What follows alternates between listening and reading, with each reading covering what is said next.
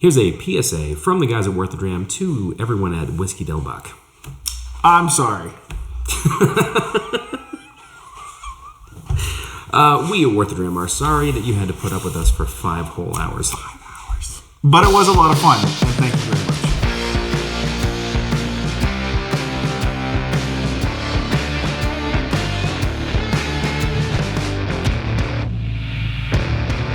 We did. We had a very, very unique and wonderful opportunity to spend half a day over at the Whiskey Del Bac distillery. 5 hours. 5. Well, collectively. I mean, we left. We gave them a break and we left for lunch. But we can be a lot. Yeah. So we did. We took their tour. Great tour. Yep, led by Ian, incredible tour master, and great guy. Finished it up with a bartending service and a tasting. Yes. At the end of the tour, delicious. And then we left for lunch, and then came back for a very unique event for their summer Distillers Cut release. Yes, and we got to meet Abbey Fife, who is the distiller who came up with this summer's Distillers Cut, and she even signed her bottle for us. So she did. Thank you very much.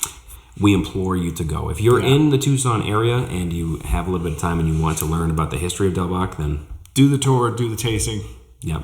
Highly recommend it. It's very, very worth it. Speaking of tasting, we're looking at the summer release for Del Bac. This is their classic unsmoked malt, finished in Rhum Agricole barrels. Yes. And then with blended with a little bit of petite eaux with their mesquite smoked. And then that's all kind of blended together and finished. So a lot going on. Goosebump inducing pour. That's right. So we did actually have the opportunity to bring a friend with us, which is really cool because we don't usually get to bring friends, and they don't usually get to see this side of like the production of like what we do. Yeah. So it was cool to share that with people that we care about. Yeah. We kind of glossed it. We didn't really mention it. We just kind of said the term and then moved on. But petite eau is a French term for basically just a little bit of water. Yeah, so it was petite eau from tequila casks. So they put water in tequila casks so that it just stays sealed. Yep. But then they drained that water, mixed it with a little bit of their mesquite smoked. Got a little on my hands. It smells so good. Mesquite smoked single malt and gives that little smoky touch to it. Yeah. Now, we got some samples of it yesterday at the distillery. I mean, yes. I came out here knowing I was going to be going home with some anyway. Yes. But I was blown away. Yeah, it was an immediate buy. I mean, you can look at the color in the bottle. It is a rich, deep red. Yep. And then, I don't know, it's just good. That's all I got to say.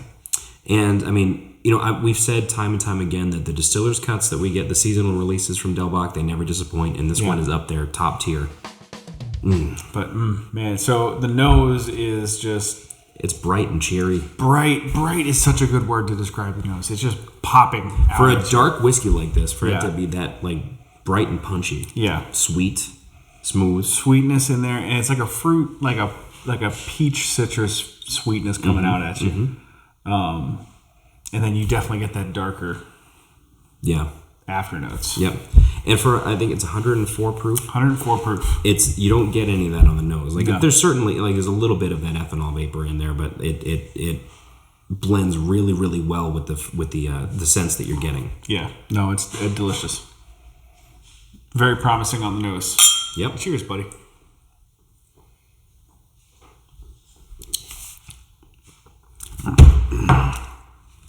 God, I like that. So it coats your mouth really well. It does it for me.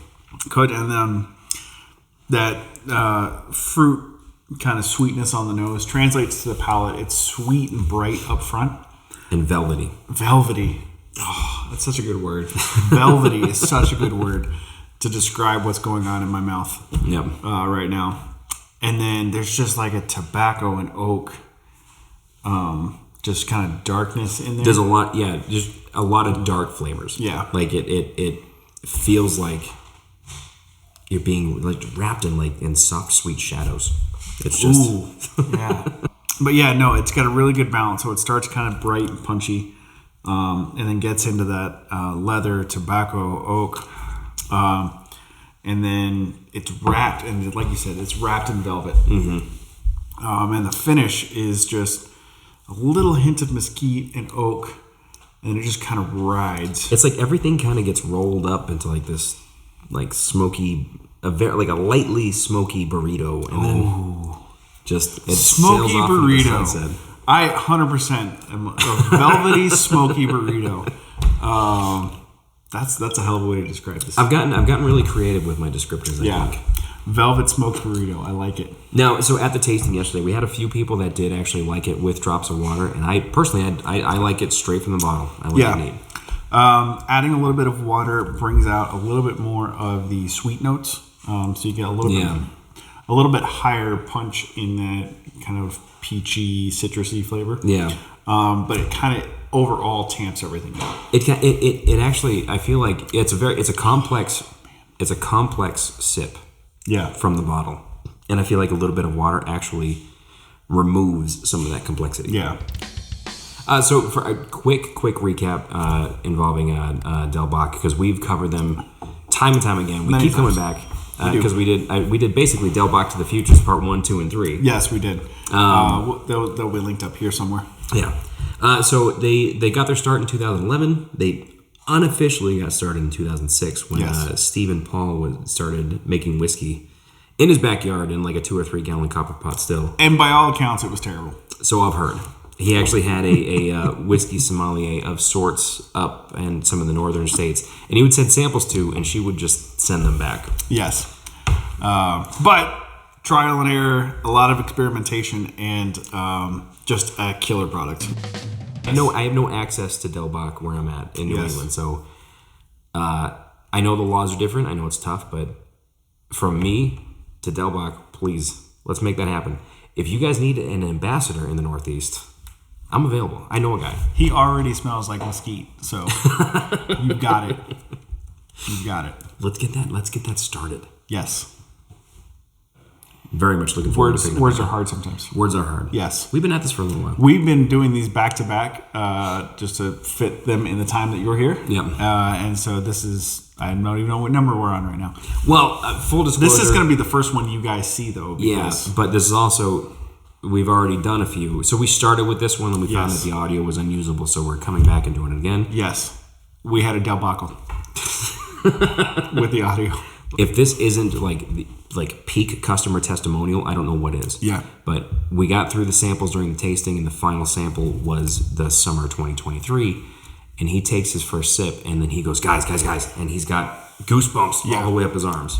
Yeah. So we brought Abby over, and we told her, I was like, hey, just so you know, like, he's got your testimonial. And just the memory when he's saying, I got goosebumps sipping it, he got goosebumps again. It is that good. It is. It is absolutely delicious. Year of the American Single Malt, 2023. That's it. Remember to like and subscribe. Check us out on Instagram. That's where we're going to get most of your updates for this. And remember, no matter how you like your whiskey, that's the right way. Yeah, that's it. You don't remember that song, do you? Nope.